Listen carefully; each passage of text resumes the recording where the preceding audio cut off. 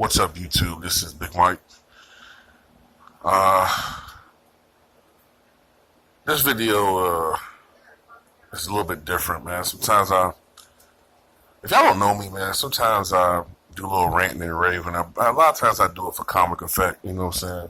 But some people really think I'm this big ogre and shit, you know what I'm saying? But I just try to make it entertaining, man, because sometimes it can get a little boring. Somebody just want to give a history lesson. You gotta jazz it up a little bit, you know what I'm saying? But in this video, man, I'm gonna try to be a little bit more serious, all right? Because I respect the history. I respect history, period. But I truly respect the history of sports and especially the history of the NBA. And I think out of all the major sports, the NBA does the worst job when it comes to honoring, and showing respect to the pioneers, which, I think is a travesty because these guys made it possible for later players. Even before Bill Russell. Basketball didn't start with Bill Russell and Wilt Chamberlain. All right. And I was talking to a subscriber of mine named Victor. He has a great channel called Victor Lyons TV. He's a true sports historian. He goes beyond basketball. So if you like to hear sports talk and intelligent sports conversations, historical content, Victor Lyons TV is a great channel.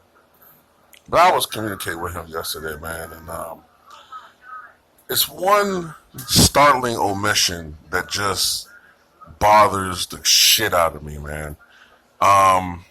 Before I go further in this video, I rarely say this, but if you guys are on social media, I would appreciate if you would share this video to anybody that loves basketball, loves history, respects the pioneers, because I think this is a travesty. Now, this is not a knock on Klay Thompson. Klay Thompson is one of the best players in the NBA. You can make the case that at this time, I gotta think about this before I say it. You can make the case that Klay Thompson might be the best shooting guard in the NBA right now. I'm trying to think of anybody who is clearly better than him in that position. I don't know. He might be the best shooting guard right now. So this is not a knock on him. He's going to have a great career, potentially a Hall of Fame career. He has a lot of accolades already to justify that. I think he's the best street shooter in the NBA, and that includes Stephen Curry. I think Curry might be still the better overall shooter. But Klay, when he gets it going, man, I've never seen anybody like it as far as in a game, you know what I'm saying? The only guy that I can recall like that when he was on fire was Glenn Rice. Glenn was nuts, though. I remember the 1996-97 season, right? I believe I saw it posted somewhere from December 17th, 1996 to April 2nd, 1997, all right? And that's accurate because that's when I noticed it. But from December 17th, 1996 to April 2nd, 1997, Glenn Rice averaged 30.7 points, shot close to 50% from the field, and I think over 49, maybe close to 50% from the three-point arc and 87% from the foul line. So during that stretch of games, that's probably 50-something games, Glenn Rice led the NBA in scoring. He had put up more points per game than even Michael Jordan. And that's the year he averaged almost 27 points a game. And I thought that Glenn Rice would, how can I say this? I thought Glenn Rice would improve upon that or build upon that or sustain that. But then Glenn went right back down to 22, 23 points a game, 98 season. Maybe that was I don't know what that was. Maybe even you could argue age, because Glenn never really reached anything like that again. That magical '97 season. But anyway, this video is about not Klay Thompson, but I'm getting to the person this video is about. Now, this isn't a knock on Klay Thompson, but it bothers me when I see him wearing number 11 for the Warriors. It really does. Because I think the Warriors should have long ago. It makes no sense whatsoever. Why haven't the Warriors retired Paul Arizin's number 11?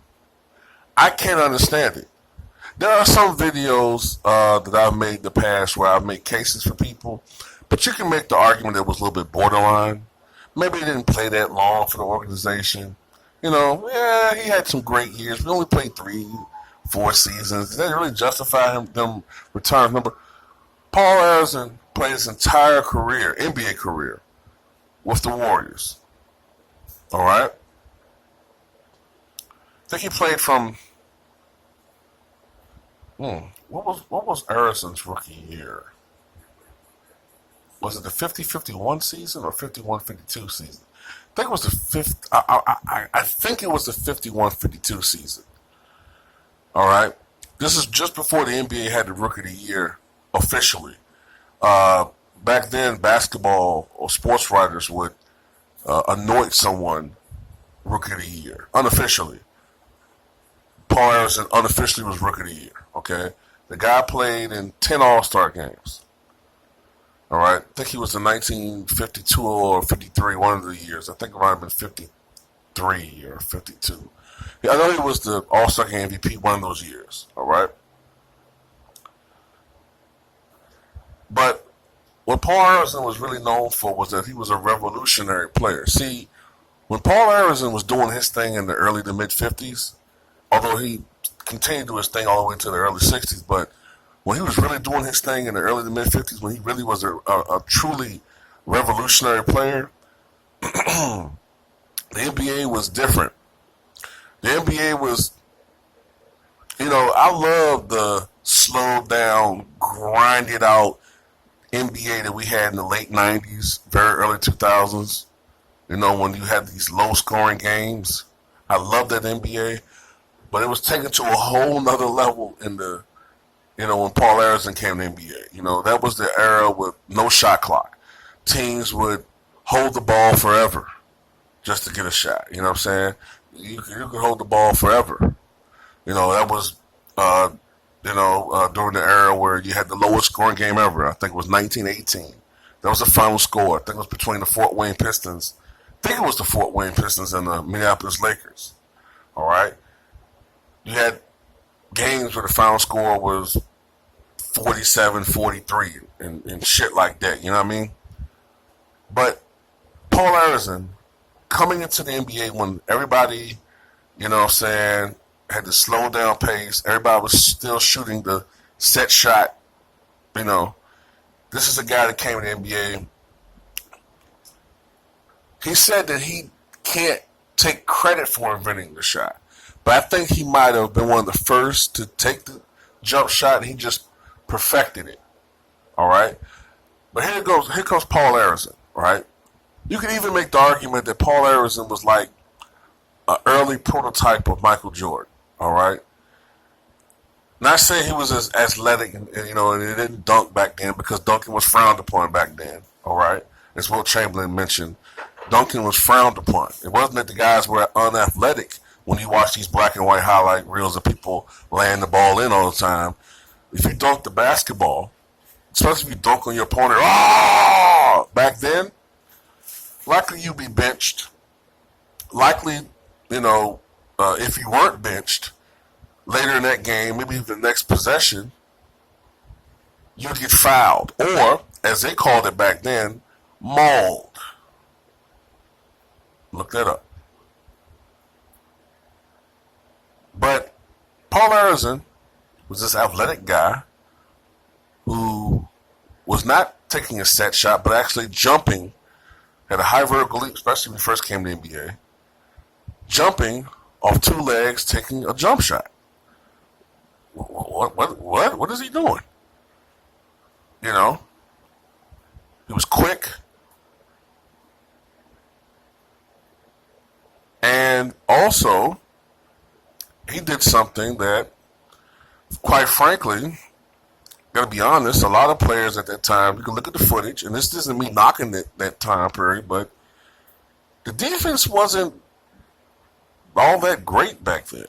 You know, I think partially it had to do with the fact that you look at the field goal percentages of the average players back then, it was in the, you know, 28, 29%, 30%.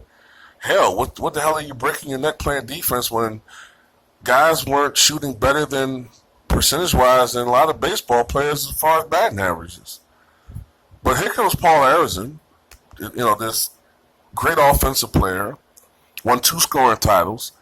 Keep in mind, he was putting up 25 points a game in some years when teams were barely scoring more than twice that, as far as, like total. So really, if you kind of inflate that to today's NBA, it'll be like 35 points a game or something like that. So Paul Arizin was this big time scorer, man.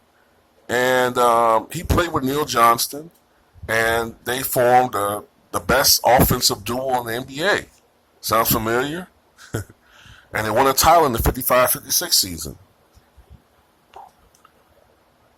And Paul Arizin, well, later on, wasn't a selfish player. Earlier on, he was the primary offensive focal point for the Warriors. Later on, he became the second, and then third focal point behind Wilt Chamberlain and the late Tom Gola. And I'm saying late like the other two are alive. Paul Arizin unfortunately passed away in 2006, Wilt 1999.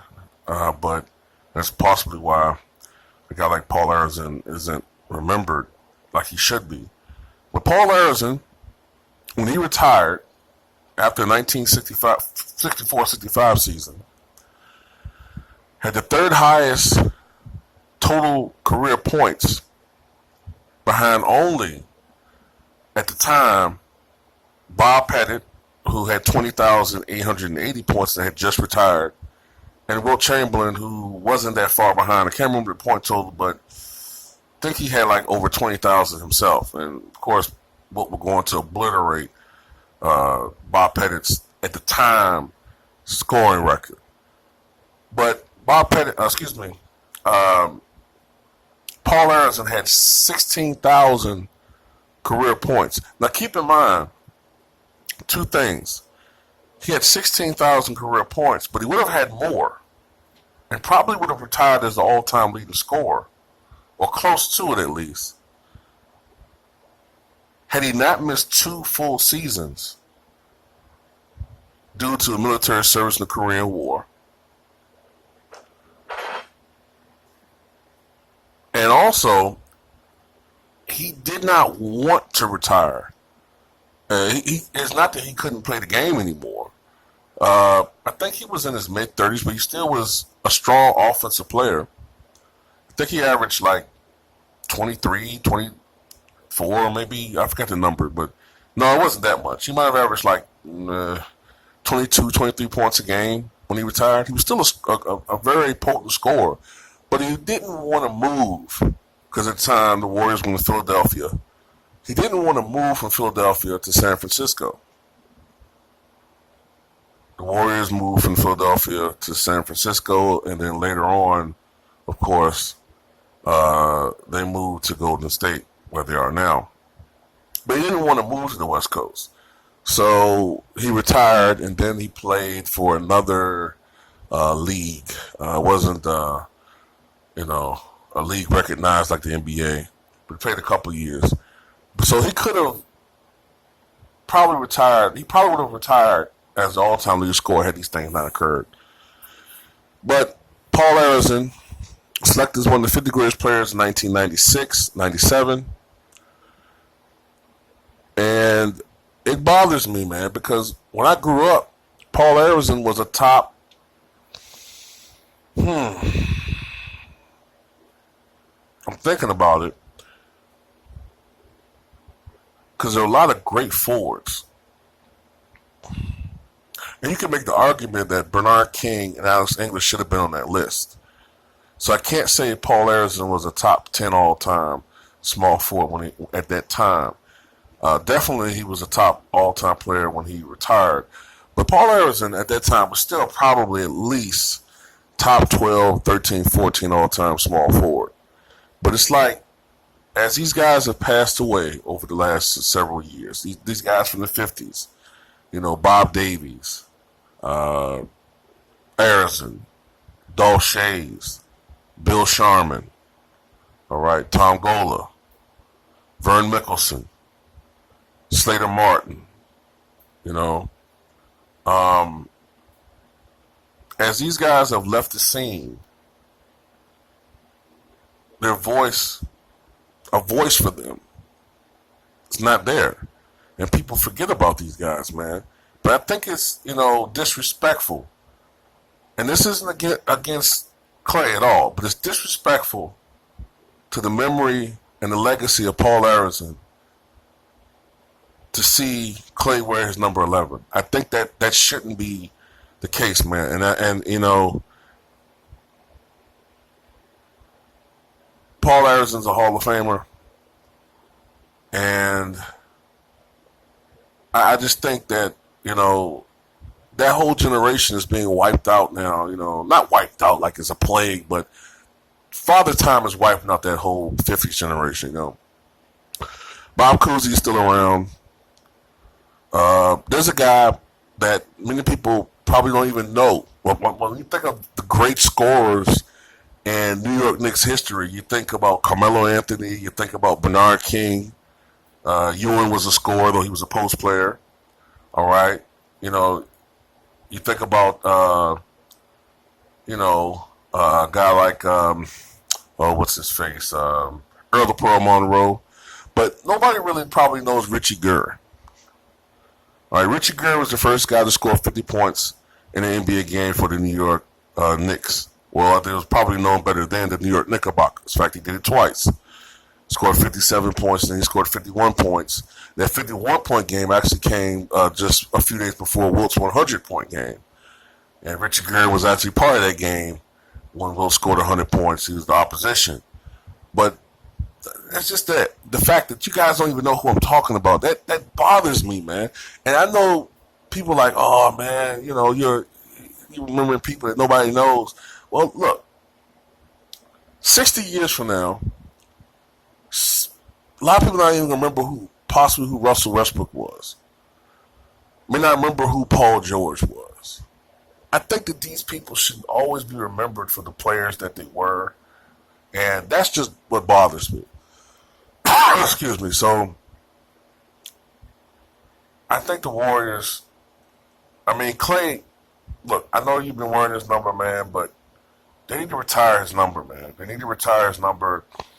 Clay is a great player. He doesn't have to wear that number 11, but Paul Ariz's number deserves to be in that, in the Raptors, man. He's a Hall of Famer. He's a champion. Don't disrespect this guy, man. Don't. Because as far as I'm concerned, I think he's a much more dominant player for his era than, say, a Chris Mullin. Okay? That's just me.